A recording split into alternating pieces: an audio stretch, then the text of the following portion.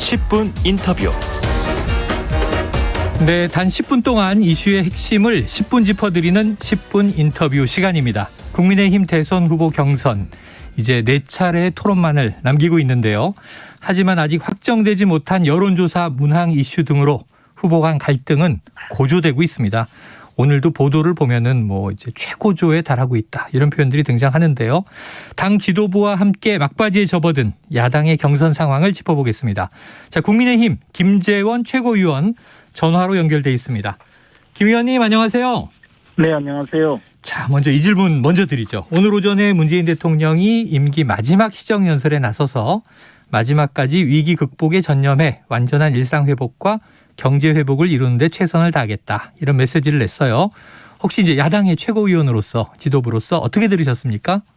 근데 그 대부분의 내용이 네. 이제 지금까지 재정이 거의 파탄 상태에 이르렀는데 그에 대해서 그 지금 문재인 대통령 들어오고 전임 정권에 비해서 50% 이상 그 재정을 팽창시켰는데 그에 네네. 대해서 크게 대응책이 없이 또 이제 새로운 이야기만 계속 나타냈거든요. 그런 면에서 상당히 걱정스러웠고요. 네네. 그리고 문재인 대통령이 지금까지 그 마무리 지어야 될 여러 가지 그 국정 현안에 대해서 전혀 책임 있는 자세가 없었다는 생각이 들었습니다. 네네. 자, 야당 지도부로서 이 문재인 대통령의 마지막 시정 연설 문제가 있었다. 책임질 일이 등장하지 않았고 재정이 걱정인데 계속 확대 일로로 가고 있다, 이렇게 이제 비판을 해주셨습니다. 자, 국민의힘 대선 후보 경선이요, 반환점을 돌아서 이제 결승점으로 가는 분위기입니다. 자, 당 최고위원이시니까 특히 또 공명선거 추진단장 맡고 계시잖아요. 네. 중간평을 주신다면 어떻게 보고 계십니까? 저희들이 사실 그 과거와 달리 TV 토론의 기회를 많이 엄청나게 많이 하루 건너 하루 하는 느낌입니다. 네. 사실 그렇게 했을 때 유권자 여러분들께 또 국민 여러분들께 우리 당의 대선 후보들의 장점이라든가 정견을 제대로 알리는 그런 기회를 삼고자 한 것이고, 네. 한편으로는 또 대선 후보들의 경쟁력을 좀 높이기 위한 그런 방침이었는데 실질적으로 TV 토론이 그렇게 진행이 된 것인지 오히려 후보들의 흠만 좀 드러내는 네. 그런 좀 나쁜 영향을 미쳤는지 네.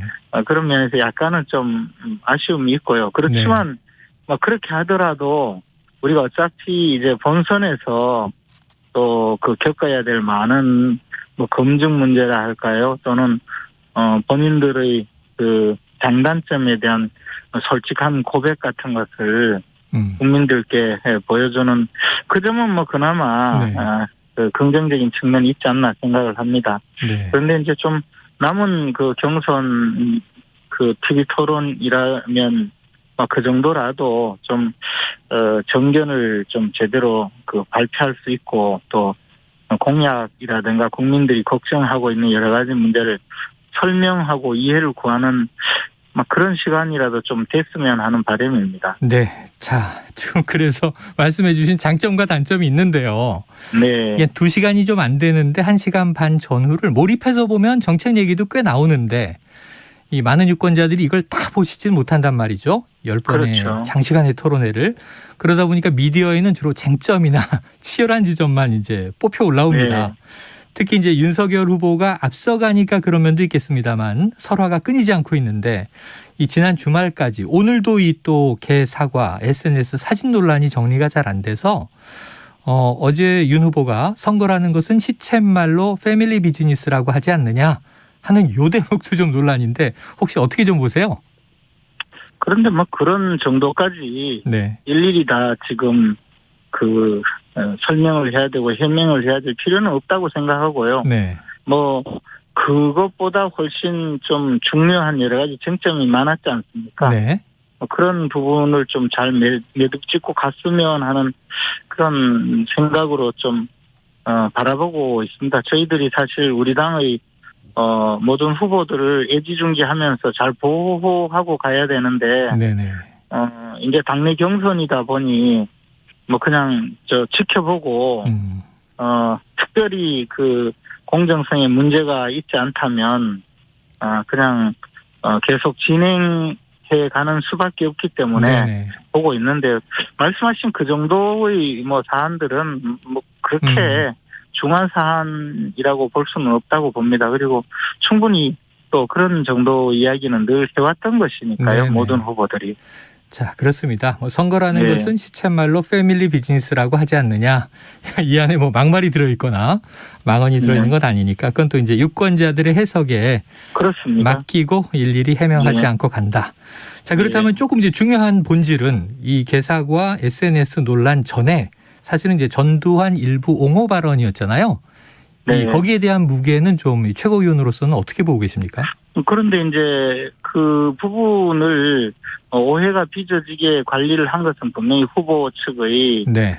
좀 그 귀책 사유가 있는데 사실 이제 그 윤석열 후보는 그동안 이미 알려졌듯이 대학 시절 그 모의 재판에서 네네. 전두환 당시 뭐 보안사령관을 무기징역을 선고한 그런 모의 재판의 판사 역할도 했었고 또 이 문제가 된 그 당시에도 네. 발언 내용이 5.18이나 군사 쿠데타는 뭐 잘못했다고 네네. 명백히 이야기한 내용이지 않습니까?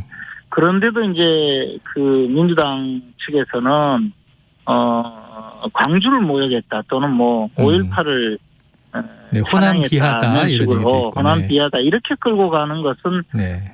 저는 그것도 사실은 굉장히 부당한 공격이자 네네. 또 늘 호남의 어떤 민심에 기대서 선거를 치르려는 여당 측의 그 잘못된 태도가 아닌가라는 생각이었습니다. 네. 물론 당연히 그 전두환 그 전 대통령에 대해서 그런 사려 깊지 못한 발언을 한 부분을 비판하고 공격한다면 뭐 그 부분에 대해서는 후보가 책임을 져야 되겠지만 네. 광주와 무관한 사안을 또 광주에 가서 그 전두환 전 대통령의 뭐 비석을 발로 밟으면서 호남을 모욕했다 이렇게 하는 그런 공격 태도도 사실은 저는 뭐 옳지 않다고 봅니다. 네. 그럼 자, 윤 후보의 잘못도 이제 있었지만 민주당이 또 거세게 이걸 정치 쟁점화해서 키웠다. 이렇게 이제 일부러 네. 그 악의적으로 지금 확대 재생산하고 있는 거죠. 악의적으로 확대 재생산했다.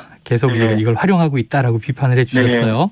그러면 윤 후보에 대해서는 이준석 대표가 이 정치 언어가 미숙해서 그렇다. 좀 조속히 처리했으면 좋겠다. 이런 입장을 냈었는데 대략 네. 그러한 이 결에 동감하시는 거네요?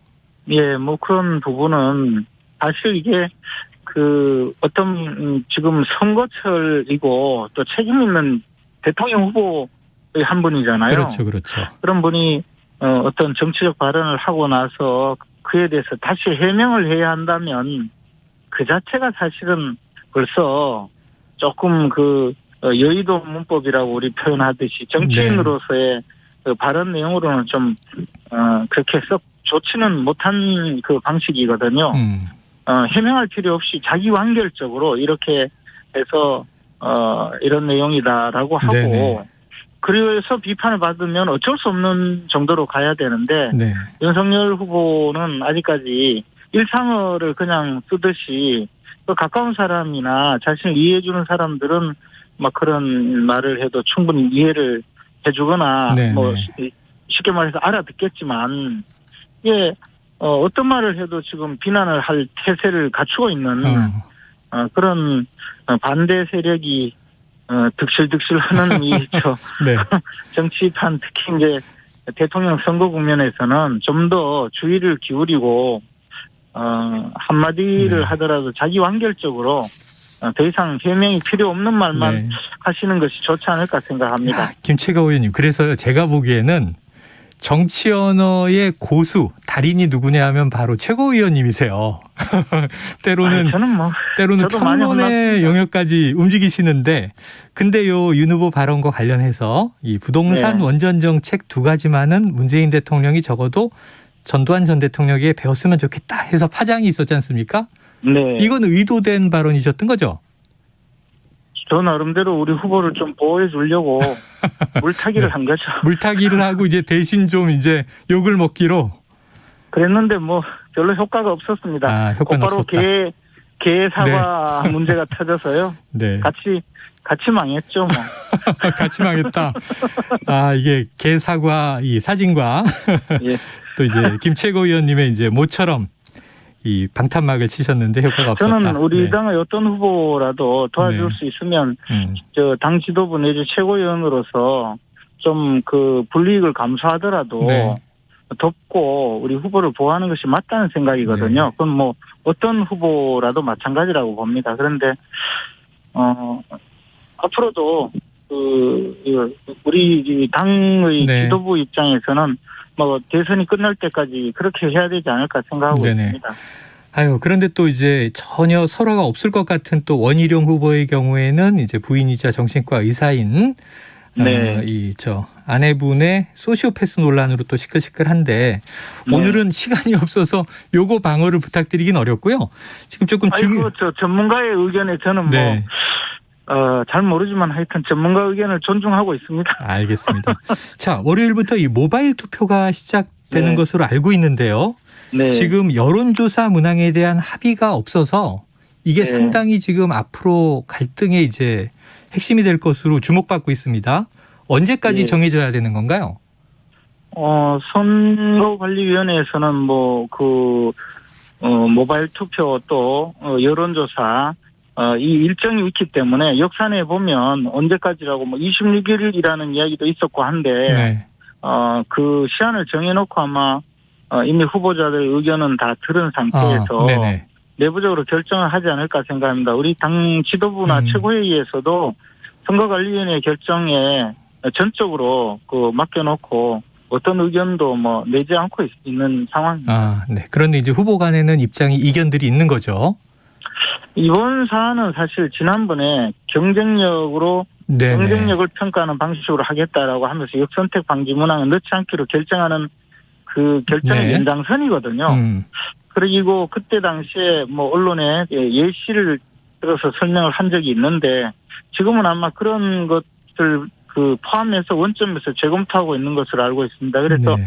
선거관리위원회에서 합리적인 결정을 내리고 그러면 그에 따라가지 않을까 생각을 하고 있습니다. 물론 후보들 사이에서 이 여론조사라는 것은 투표하고 달리 방식에 따라서 편차가 있기 때문에 사실 이게 어차피 부정확한 방식으로 경선을 하는 네. 것이고 그런 과정에 이해관계가 충돌하기 때문에 엄청 갈등을 할 수밖에 없지만 그것을 조정하는 것도 또 선관위 역할이 아닌가 생각합니다. 알겠습니다. 자, 26일이면 내일인데 한번 지켜보고 네. 또 이제 오늘 토론회 이후 상황에 따라서 또 고견을 여쭙도록 하겠습니다. 오늘 여기까지 듣죠. 고맙습니다. 고맙습니다. 예, 지금까지 국민의힘 김재원 최고위원과 이야기 나눴습니다.